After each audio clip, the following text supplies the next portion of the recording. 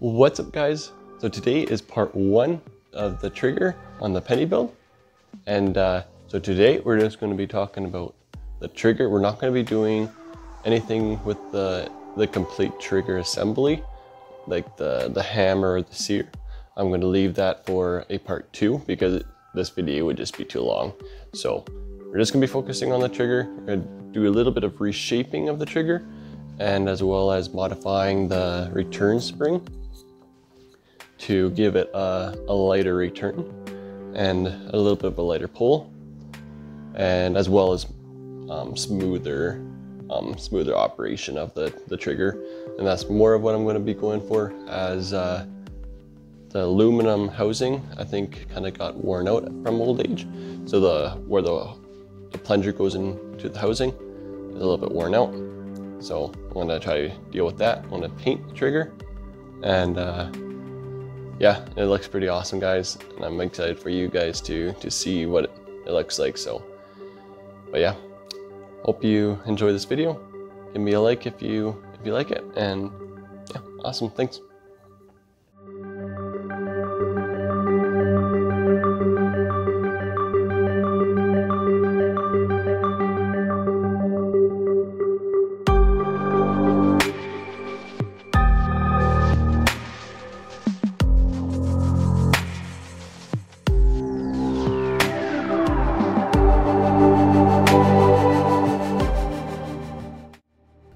To start this off, I want to see what the trigger pull is to start with, and see what it'll go down to. So this came with my BX trigger, and so I'm just going to slide this over. This will help it so I can just dry fire it without parts going everywhere. Try it like that. So yeah, right at 6 pounds. So by no means is it light, and yeah, it can definitely use some improvement, but how much can we actually do without spending money on it? I don't know. Guess we will find out. All right, so here we have just the housing, and here is that hole there. So my thinking is, with this spring and button, or whatever you want to call it, I'm just going to put it in this direction like that. So all we have is the spring poking through, and then with this I went ahead and I just kind of filed that.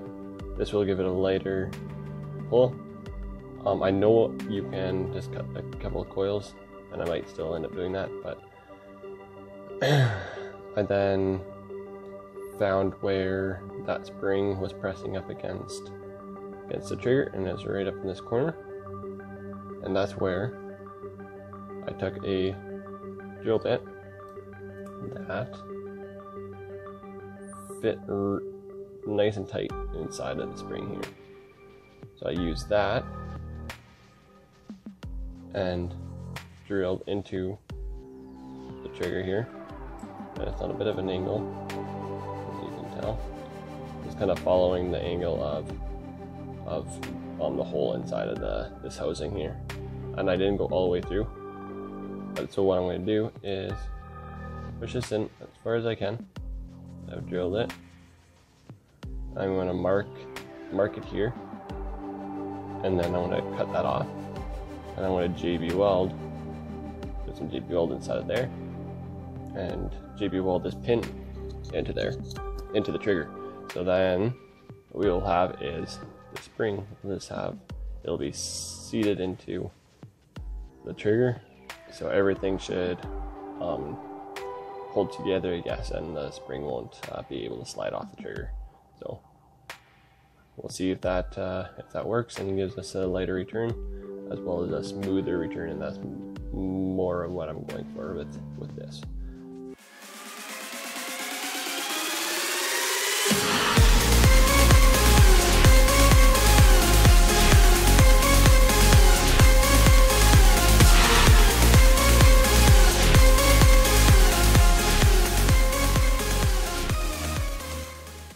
Alright, so I just got this drill bit cut off. So here I have the little tail end of it that I'm going to use to drop into this hole. Oh, there we go. So that'll hopefully have this spring. It'll just snap over like that, and that's not going to be able to go anywhere. So, but yeah, what I'm going to do is JB weld this into the trigger so it won't fall out and no longer be very reliable. So let's go ahead and mix this JB weld.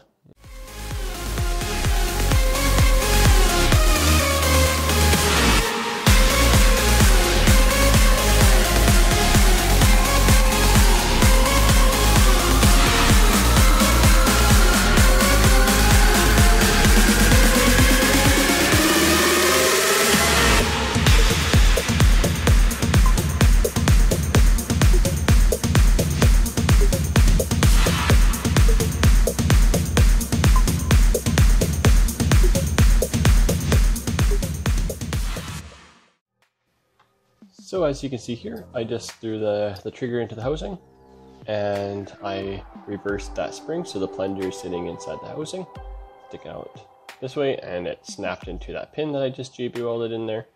And like I said, this is or the purpose of this is so that, because like that plunger was binding inside of this housing, as I think it just kind of wore out because of old age.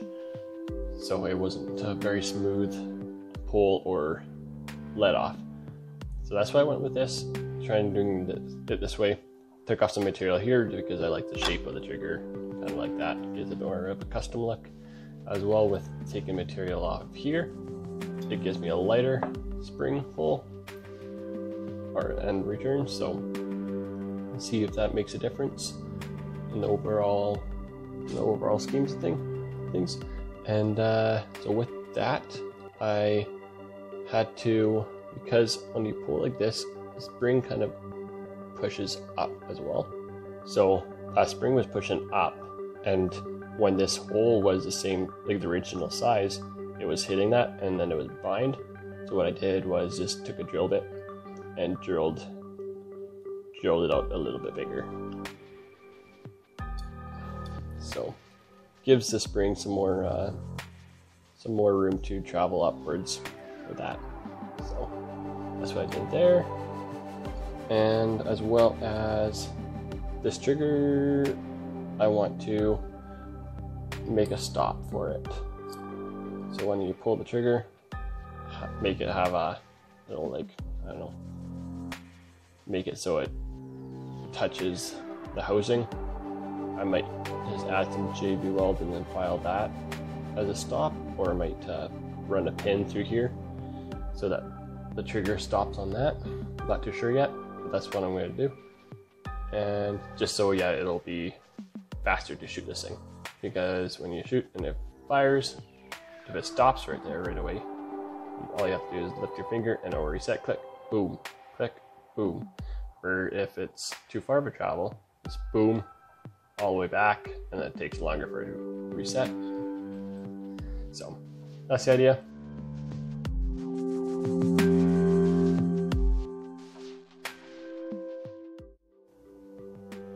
So we just finished getting the trigger stop in. I just used a brake line actually, as it's a soft enough material. It's easy to file and to work with, but it's strong enough that it's not going to deform or anything like that. It's just pressed in there right now, so I can push it this way or that way depending on where it needs to be.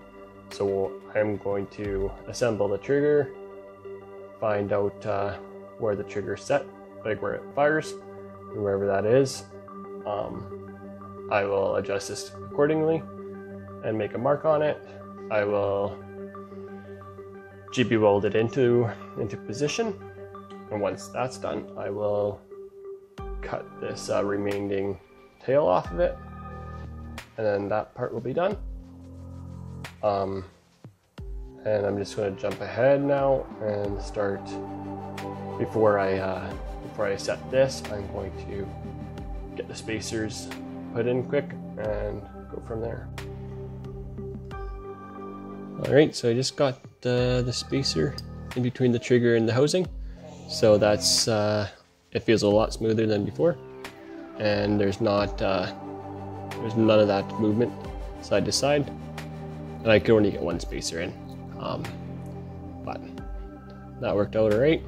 The next, I'll just set this to the correct depth and then trim that off. Alright guys, so part 1 is coming to an end, and I'll just quickly show you. I assembled it and got that plunger set to depth of where it needed to be. So I filed that all flush there, and you can see some JB Weld kind of just seeping around the edge there. So turned out really good in my opinion. It's gonna be really sturdy, not ever gonna go anywhere. That part of the housing is done, and here in all of its glory is a white trigger. And guys, it looks amazing. Super glossy, maybe a little bit too much.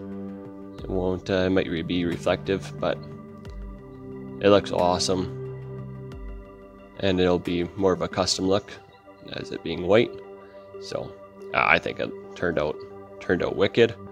There's that little button there that I had JB welded in there. So yeah, I think it turned out amazing. Let me know what you guys think of the color. And yeah, it's pretty sweet. Alright, I'll look forward to seeing you in part 2 of doing the rest of the trigger, when we will file those parts and polish those up. So, and then reveal what the weight of this trigger turned out to be. Alright, talk to you guys later.